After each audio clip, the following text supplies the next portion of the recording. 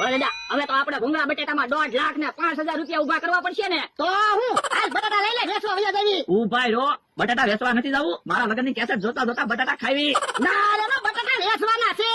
એ હારું તો એમને લગ્નની કેસેટ જોઈ.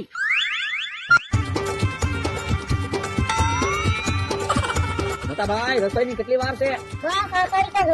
આ તો વાંધો નહીં. ખાલી દાળ એક બાકી છે, દાળ બની જાય એટલે રસોઈ કમ્પ્લીટ. મોટા ભાઈ 1.5 કિલો મરચું હતું.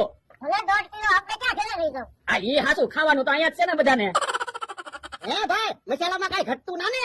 ના ના, બધા મસાલા કમ્પ્લીટ જ છે. આ તો વાંધો નહીં, કઈ ઘટન તો મને કહેજો.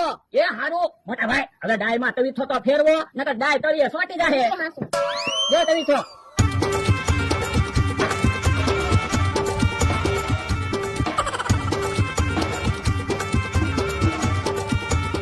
જો બોલો અહીંયા ઉભા, ક્યાં હું તમને ગોતું, પણ શું કામ છે? મને 5,000 રૂપિયા આપો, હું ડીજે નું તો કઈ આવું. એ ડીજે નું મેં ખાઈ દીધું. ઠીક. મોટા ભાઈ દાળમાં મીઠું તો નાખી દીધું ને? હા. ઓલદા અહીંયા આવો તો. હું તમે એક વાત નોટિસ કરી? ઓલો જે ભાઈબંધ બગસરાથી આવ્યો, ઈ કાલનો આવ્યો ત્યારનો એક ધારો એટલું કામ જ કરે. આપણી રસોઈ બનાવવા આવ્યા તો કામ તો કરે જ છે ને. તો હું તમને શું કહું, તમારે છે 500 વીઘા જમીન, તમારી એક માણાની જરૂરત છે. હા, માણાની તો જરૂર છે, પણ માણા મળતો નથી. હું કહું આ બગસરાથી જે ભાઈબંધ આવ્યો ને એને તમારી વાડીએ કામે રાખી લો ને. આ ઈ હાસુ. એ ભાઈબંધ અહીંયા તો. એ હું છે? તને હેલ્પર માં કેટલો પગાર આપે? એ એક રસોડું હોય ને એટલે મારા 25 લાગી જાય. હે 2500 રૂપિયા? 2500 રૂપિયા નહીં, 25 રૂપિયા. ખાલી 25 રૂપિયા જ તે?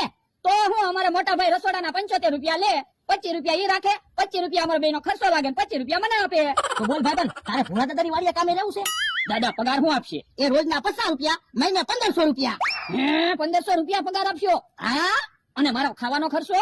એ હું ખાવ, ઈ તારે ખાવાનું. તો કાક વિચારું. આમ જો, મારે 500 વીઘા જમીન છે, તારે વાડીમાં કામ કરવાનું.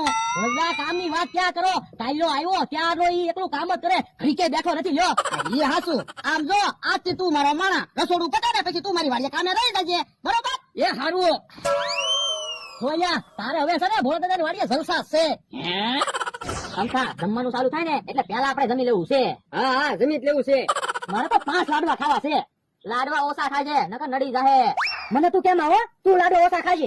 એ બે બાજુમાં જેને જેટલું ખાવું હોય એટલું ખાજો. હાલો બધા જમવા. એ પેલા મહેમાન ને જમવાનું છે, પછી સમજો. તું મહેમાન છો? ના ના, તો ત્યાં કામ થાળી લીધી? એ મારી હાથમાં વ્યવહાર છે, મારે પછી કેટલું કામ હોય. તો અમે જમવાના સીવી. થાળી મૂકી દેતો. ઓ બાપા, બકુલે કંકોત્રી આપી ને એટલે જમવા આવ્યા, કઈ તારી વાડીએ જમવા ના આવ્યા. હે કે મને થાળી મારી? ઓ બાપા, ઓ બાપા. એ ડોહા, તું સાનો માનો દઈ દે ને અમને તને ડીબી નાખશું. એ તું બહુ પાવર ન કરતો, નકર તને એક થાળી મારી. ઉભા રહો તમે. દાળ શાક ઢોળી નાખશો તો પાછું કારે બનાવશું? હજી મહેમાનને જમવાનું બાકી છે. પણ બેહાએ મને પેલા થાળી મારી. જવાબ બોલો, તમને આજ જ બાંધવાનું હુંજું? એમ કેમ મારા લગન પતિ જવા જાવ પછી કાલથી બાંધજો. બકુલભાઈ, તમે ડોહાને વ્યવહાર આપ્યો ને તે હાથમાં ઠેલી લઈને ફટુક ફટુક આમ જાય પાવર નો કોઈ પાર નહીં. અમારી સામે ખોટે ખોટી કાતરું ખાય. હું દેખાવ કરો લ્યા. જોવો ને હમણાં બધું દાળ ને શાક ને બધું ઢોળી નાખે. તમે ગધા છે, તમને એકી તો ખબર પડે ને લગનમાં નો બધાય. તમને એકી ને ખબર પડતી, જાઓ મેં એક બાજુ બેહું, હું તમને બધા થાળી આપી દઉં. એ હારું. જો બોલો, શાક ને દાળ ને બધું ઢોળી નાખ્યું તો પાછું કારે બનાવે? તો હું કેટલી મહેનત વધી રાત આપણે તો. હવે મારું નામ ન લેતો નકર માર ખાય. આતે લગન પતી જવા જો, પછી તમારી ખબર. લ્યો બધા શાંતિથી જમી લ્યો, બાતતા નહીં હવે.